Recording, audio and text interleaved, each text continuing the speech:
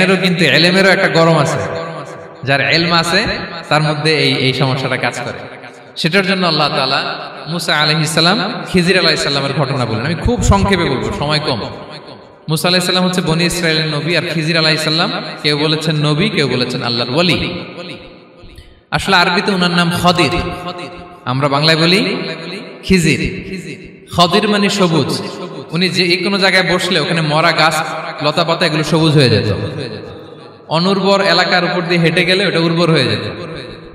তো মুসা আলাইহিস সালাম একবার ওয়াজ করতেছেন এইভাবে বনি ইসরাইলের সামনে, খুতবা দিচ্ছেন।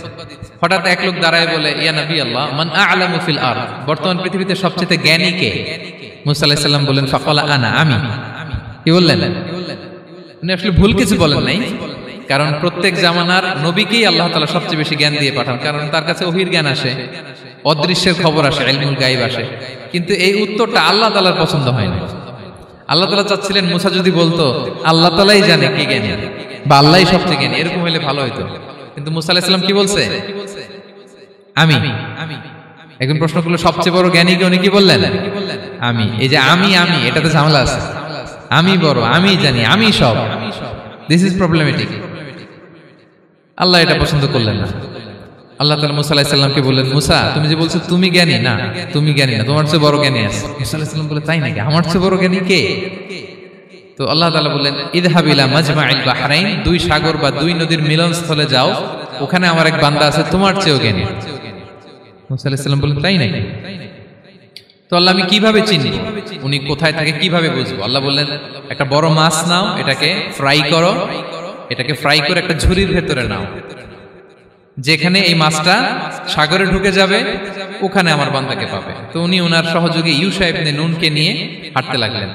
হাঁটতে হাঁটতে এক জায়গায় ক্লান্ত হয়ে পাথরের পাশে বিশ্রাম নিলেন। ওই পাথর থেকে আবার এক ধরনের পানি বের হয়, এই পানিটারে বলে আবে হায়াতের পানি, মাউল হায়াত, জীবন নদীর পানি। এই পানি কোনো মৃত প্রাণী বা বস্তুর গায়ে লাগলে ওটা জীবিত হয়ে যায়। তো ওনারা পাথরে হেলান দিয়ে বিশ্রাম নিচ্ছিলেন। ওই পানি ওই ফ্রাই করা মাছের গায়ে লাগার সাথে সাথে মাছ জীবিত হয়ে ঝুড়ি থেকে বের হয়ে সাগরে ঢুকে গেছে। ওনারা আর খেয়াল করেন না। এরপর আবার হাঁটতে লাগলেন। হাঁটতে হাঁটতে যখন ক্লান্ত শ্রান্ত, তখন বলে, এই ইউশা, আমাদের ওই মাছ ফ্রাই মাছটা দাও, এখন খাই। ঝুড়ি খুলে দেখে মাছ নাই। মাছ গেল কোথায়? তখন ইউশা বলল, হয়তো আমরা যে পাথরের ওখানে বিশ্রাম নিয়েছিলাম ওখানে আমরা মিসিং, ওখানে হারাই ফেলছি। চলো চলো, আরে ওইদিকে তো যাইতে হবে আমাদের। উনি গেলেন, যে দেখে মাছ যে জীবিত হয়ে বালুর এদিকে নাড়াচাড়া করতে করতে সাগরে ঢুকে গেছে, ওখানে দাগ আছে।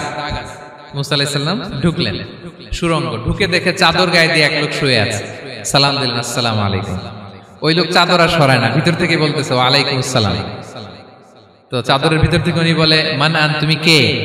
মুসা আলাইহিস সালাম বললেন, আনা মুসা, আমি মুসা। উনি বলেন, মুসা বনি ইসরাইল, বনি ইসরাইলের মুসা? বললেন, হ্যাঁ। কেন এসেছো? এবার চাদর খুললেন। বলতেছে, আপনার কাছ থেকে কিছু শিখতে আসছি। আল্লাহ বলছে, আপনি নাকি সবচেয়ে বড় জ্ঞানী। আমি ভুল করে বলে ফেলছিলাম আমি। আল্লাহ বলছেন যে আপনি নাকি জ্ঞানী। বলতেছে, না, তুমি আমার জ্ঞান নিতে পারবে না, ওই ধৈর্য শক্তি তোমার নাই। মুসা আলাইহিস সালাম বললেন যে আপনি যে কোনো শর্তে আমাকে একটু রাখেন কয়েকদিন, আপনার সাথে আমি রাজি। বললেন, না, তুমি পারবে না।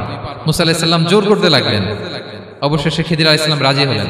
বললেন, শর্ত হচ্ছে আমি যাই করি আর না করি আমাকে কোনো প্রশ্ন করা যাবে না। মুসা আলাইহিস সালাম বললেন, ওকে। সফর শুরু হলো। সামনে নদী, এক লোক তাদের নৌকা দিয়ে নদী পার করাই দিল। নদী পারাপারের পর খিজির আলাইহিস সালাম লাঠি দিয়ে নৌকার তলাটা ছিদ্র করে দিলেন। মুসা আলাইহিস সালাম বললেন, ইন্না লিল্লাহি, এটা আপনি কি করলেন? ওরা আমাদেরকে নদী পার করে দিল, আর যে ভাড়াটা আসছিল এটাও নিল না, আমাদেরকে সম্মান দেখালো, আপনি নৌকা ছিদ্র করে দিলেন। খিজির আলাইহিস সালাম বলছে, এই যে আমি বলছিলাম না তুমি ধৈর্য ধারণ করতে পারবে না, যাও, তোমার রাস্তায় তুমি, আমার রাস্তায় আমি। মুসা আলাইহিস সালাম আবার ক্ষমা চাচ্ছেন যে আপনি আমার ক্ষমা করেন, আমি তো ভুলে গেছি, আর প্রশ্ন করবেন না। চলতে লাগলেন। হঠাৎ বাচ্চারা খেলতেছে, এক বাচ্চাকে ধরে হত্যা করলেন খিজির আলাইহিস সালাম। এবার তো মুসা আলাইহিস সালাম রেগে গেছে, আপনি করলেনটা কি? নিষ্পাপ ফুলের মতো শিশুকে হত্যা করলেন। খিজির আলাইহিস সালাম বলে, এই যে আমি জানতাম যে তুমি ধৈর্য ধারণ করতে পারবে না, তোমার রাস্তা এক, আমার রাস্তা এক, যাও।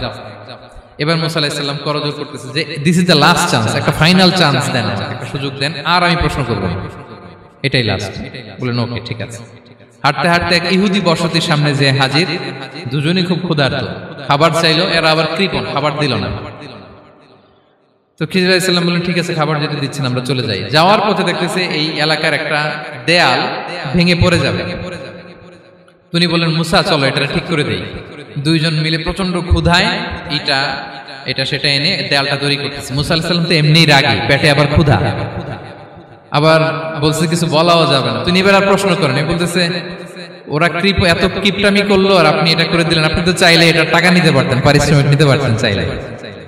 এই কথা বলার পর খিজির আলাইহিস সালাম বললেন হাযা ফিরাকু বাইনি ওয়া বাইনি, এখানেই তোমার আর আমার সেপারেশন, আর সামনে আগানো যাবে না, তোমার কোনো ধৈর্যই নেই। তো এতটুকু তোমাকে আমি বলি যে আমি একটাও আল্লাহর আদেশ ছাড়া করি নাই, আল্লাহর আদেশে আমি করেছি। কি এক নম্বর হচ্ছে ওই যে আমাদের ভাড়া নিতে চাইলো না, আমাদেরকে পার করে দিল, নৌকাটা ছিদ্র করেছি কারণ এই এলাকায় একজন জালিম বাদশা আছে, সে নৌকা পেলেই গরিব মাঝিদের নৌকা সিজ করে নিয়ে যায়। তো এটাকে যখন তলায় ছিদ্র করে দিছি, এই রাজার লোকেরা এসে দেখবে যে এটা তলা ছিদ্র, তো পানি ঢুকতেছে, এটা নিবে না, ওরা পরে সামহাও এটা রিপেয়ার করে চালাইতে পারবে। মুসা আলাইহিস সালাম বলে সুবহানাল্লাহ, তাই তো, এটা তো আমি বুঝতে পারি নাই।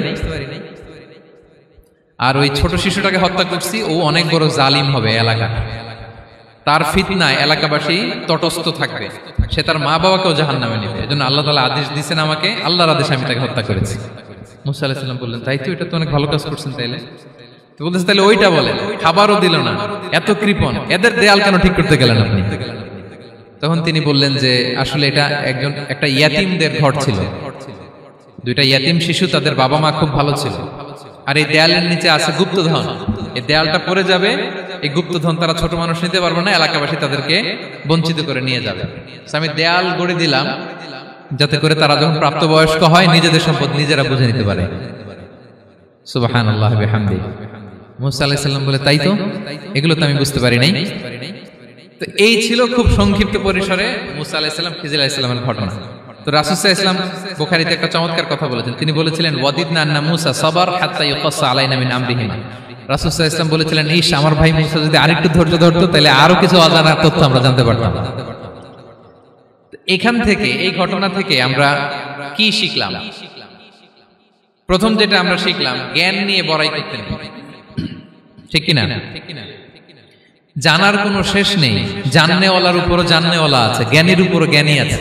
আপনি কিছু জেনেই মনে করবেন না আমি সব জানি, আপনার চাইতেও বেশি জ্ঞানী অনেকে আছে। অনেক সময় বক্তার চাইতেও শ্রোতারা অনেক জ্ঞানী। হয়তো এখানে এমন অনেক জ্ঞানী লোক আছে যার ধারে কাছেও আমরা কেউ নেই, হতে পারে। সো আমি সব জানি, এটা ভুল, এটা শয়তান বলে। এটা কে বলে? শয়তান বলে। আবু নাওয়াস একটা কবিতা লিখেছেন, ওয়াকুল লিমান ইয়াদঈ ফিল ইলমি ফালসাফাতান হাবাসতা শাইআন ওয়া গাবাত আনকা আশিয়াউ। কেউ যদি বলে আমি সব জানি, তুমি তাকে বৃদ্ধাঙ্গুলি দেখিয়ে বলো আপনি কিছুই জানেন না, আপনি অল্প কিছু জেনেছেন, জানার এখনো অনেক বাকি। তাহলে মুসা আলাইহিস সালামের এই ঘটনা জিজ্ঞেস করা হলো কে জ্ঞানী, উনি বললেন আমি জ্ঞানী। এরকম কি আমরা কখনো বলবো? না। সবচাইতে বড় জ্ঞানী কে? ওয়া ফাওকা কুল্লি যী ইলমিন আলিম। সবচাইতে বড় জ্ঞানী আল্লাহ তাআলা। সো জ্ঞান নিয়ে আমরা অহংকার করব না। দুই নম্বর যে শিক্ষাটা আমরা পাই, ওই যে নৌকা দিয়ে পারাপার হচ্ছিল,